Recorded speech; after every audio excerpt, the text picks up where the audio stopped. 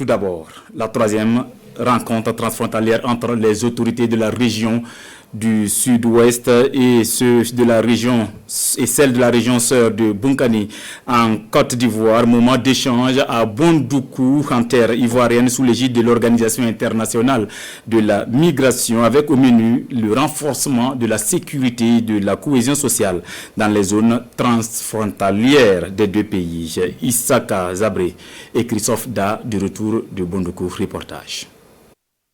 À travers cette rencontre, le sud-ouest du Burkina Faso et le nord de la Côte d'Ivoire veulent sécuriser et pacifier leurs espaces au profit des populations. Cette rencontre, initiée par la région ivoirienne du Bunkani entre acteurs des deux pays, est la troisième et dernière du genre. Les travaux portent sur 3 thèmes centraux: la santé humaine et transhumance, la gestion coopérative et la sécurité-mobilité. Des thématiques qui prennent en compte l'insécurité grandissante dans la sous-région.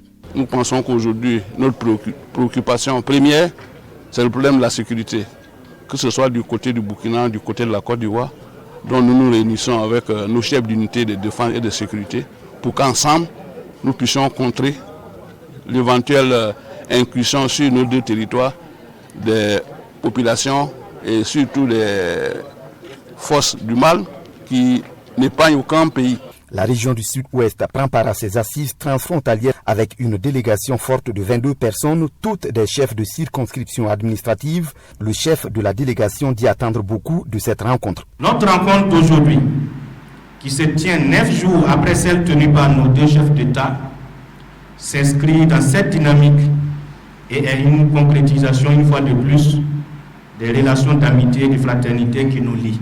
Je voudrais vous rassurer que depuis l'arrivée des nouvelles autorités dans notre pays le 24 janvier 2022, des domaines prioritaires ont été identifiés, parmi lesquels figurent la sécurité, la bonne gouvernance, la paix et la cohésion sociale dans nos zones frontalières. De cette rencontre se déroule en commission avec une restitution en plénière. Ils seront suivis d'un communiqué final que chaque partie prenante devra adopter et signer.